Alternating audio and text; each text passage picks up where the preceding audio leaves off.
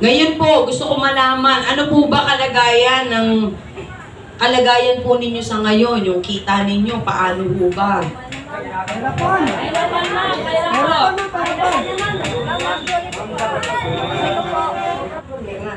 Nagkaroon po na kasi ng dalawang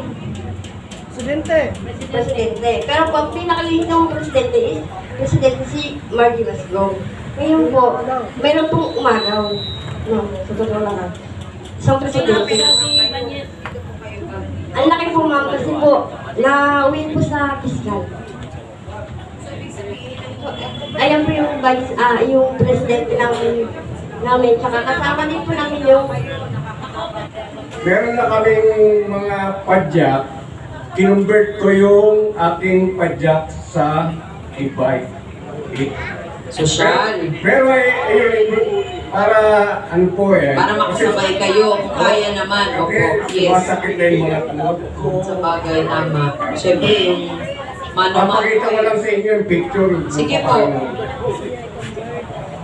Na talagang hirap na. Actually, alam nyo, nung araw kasi dito sa PICC, di ba, merong bike dyan, may sidecar. Nagsa-sidecar po ako. Kasi, ini-imagine ko, ano kaya feeling nung sidecar? Ang hirap pala. Lalo na pagka pumapatid pa yung pedal, ay yung kadena. Tapos pag naputol, sabi ko, Diyos ko, hindi ako makakarating sa bahay nito pag ganito yung sitwasyon, ang hirap. Kasi nga po, nung bata ako, mahilig na ako sumakay ng sidecar. Kasi parang feeling ko convenient, parang yung upuan ko umaandar. Parang umupo ka lang sa bahay, tapos umaandar siya. Yun ang imagination ko po nung bata ako. Kaya kapag pupunta kami ng PICC, ang mga kapatid ko, mga single bike. Pero ako lang po bukod tangi ang may sidecar.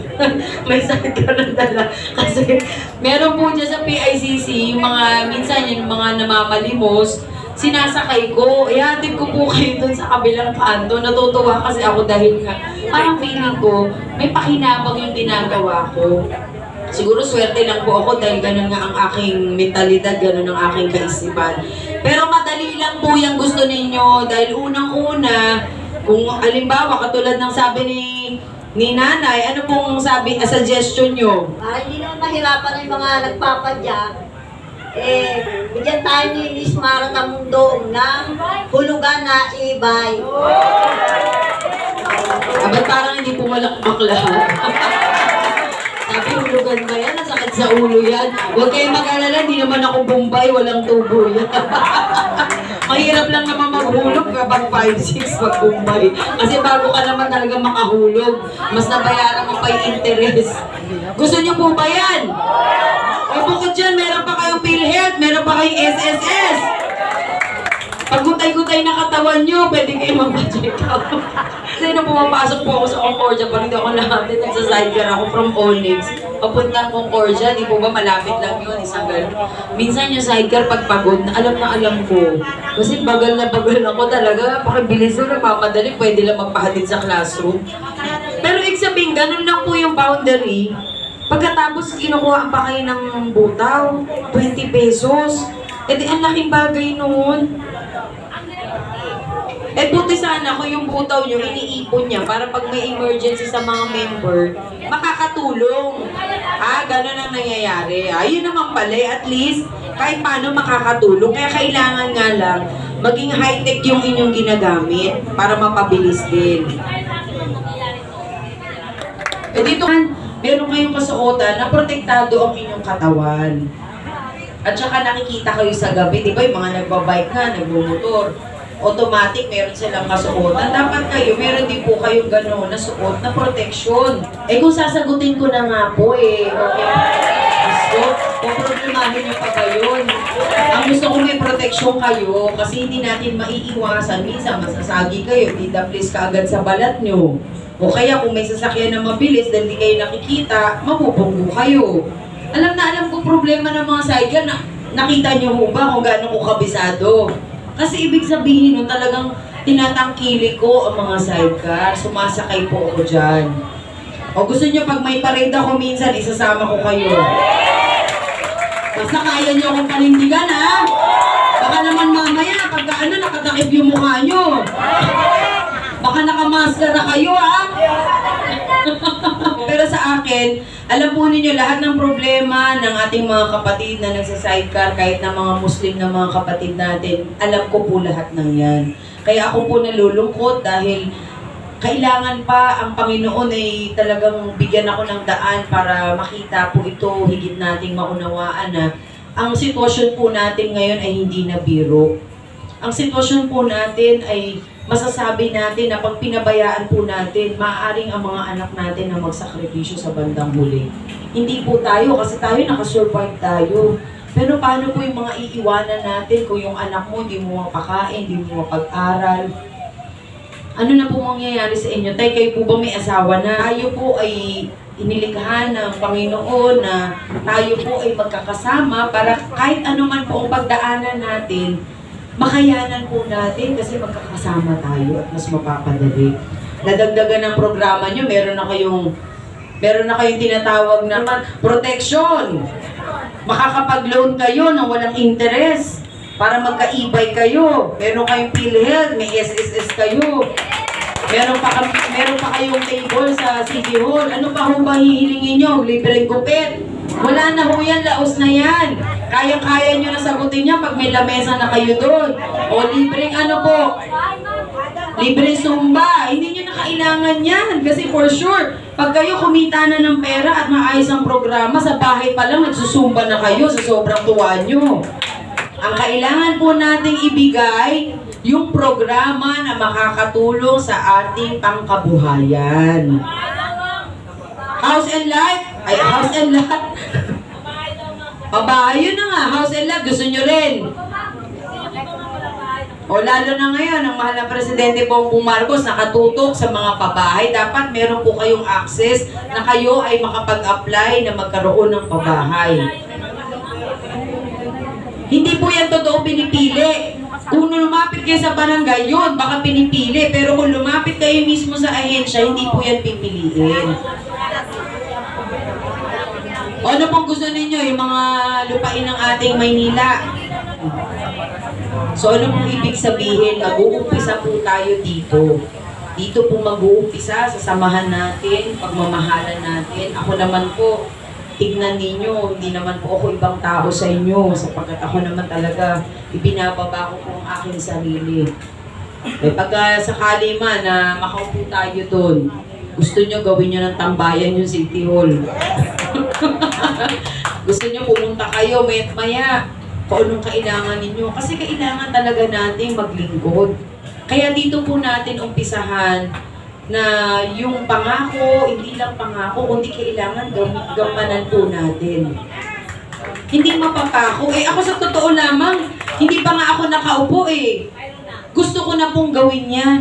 What more pa kung nandoon ako. Lalo na kayo, mga tatay, nanay, lahat ng pagsisikap, di po ba minsan hihingian tayo ng baon ng anak natin kahit walang pera. O sige anak, mamaya lang ha. Mamaya akong bahala sa iyo. Hindi ba ganun po tayo? Kasi ayaw natin ma-disappoint yung anak natin na isipin niya na ay wala pala akong baon, paano ako papasok. Ganun po katindi ang responsibilidad ng isang magulang. Na kapag hinanapan ka ng anak mo ng ulam, atay, kakain na po ba tayo? Kasi nagugutom na ako. O sige anak, sandali-sandali lang ha, bigyan mo lang ako ng 30 minutes. Ano pong gagawin ng tatay? Kadalasan, kakapalan yung mukha para makapangutang muna. Para lang makakain yung pamilya. Ganun po natin ibinibigay yung sarili natin para sa pamilya. Dapat, ang maglilingkod ay ganun din po sa atin. Kasi ang paglilingkod po, talagang sakripisyo pero may kasamang pagmamahal. Dahil kung hahaluan nyo ng pagmamahal, pagmamalasakit, diyan mo masasabi na ikaw talaga itutulong. Kasi kung hindi mo mararamdaman sa puso mo yan, baka yung sinabi mo, nakalimutan mo na kaagad. Ganyan po ang nangyayari sa atin. Kasi tatay, iniisip niya, Diyos ko, ano ba naman tong meeting na ito? Ano ba naman? Dapat nagbabiyak. Kabisado ko na, tay, pasensya ka na ha. Basang-basa ko kasi mga sakit ka eh. Diyos ko, anong oras na. Yung sinasabi ni ma'am na ulam, pihado, wala talaga kami ng ulam pag hindi ako nagbiyahe ngayon. Magkano na ho ba kinita ninyo? Kaya pala alala. Hindi nga tayo promise, magkano po ang kinita nyo mula umaga?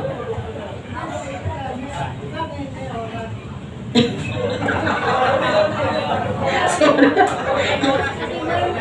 May oras. Para kayo mga model, may oras pa. Maraming salamat sa oras na ibinigay ninyo. Huwag po kayo mag-alala. Sapagkat si Mara Tamundong ay hindi mawawala. Kung hindi bababa, tutulong. Nasa politika man o hindi. Pero, kung gusto ninyo makaupo ng City Hall, ako po ang ilagay ninyo doon. Dahil ako ang at bibigyan mo kayo ng tabo 1,000 pesos! Okay pa tayo, ayan. O sumaya na si tatay, oh. Nagkaalala na kanina.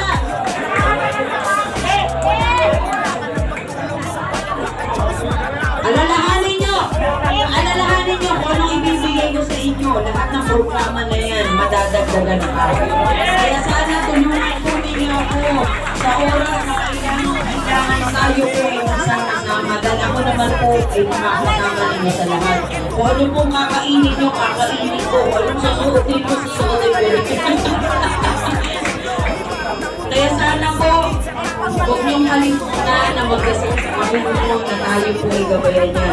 Huwag po kayo mag-alala, sapagat ang 1,000 pesos ay naka-ready na para sa inyo lahat. So, ito na nga po mga minamahal. Joey Surban. Paoda po ang mga pajak.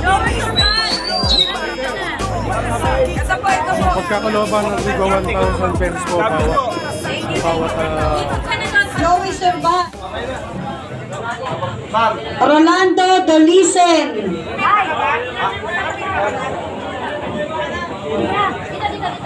Jose Enaje Naife.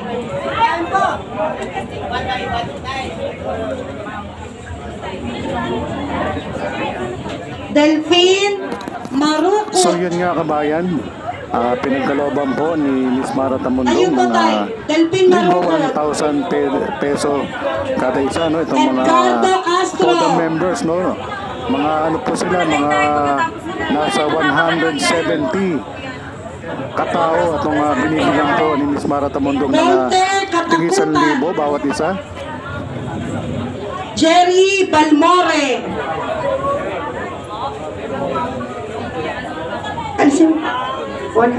Pablito Pillajera.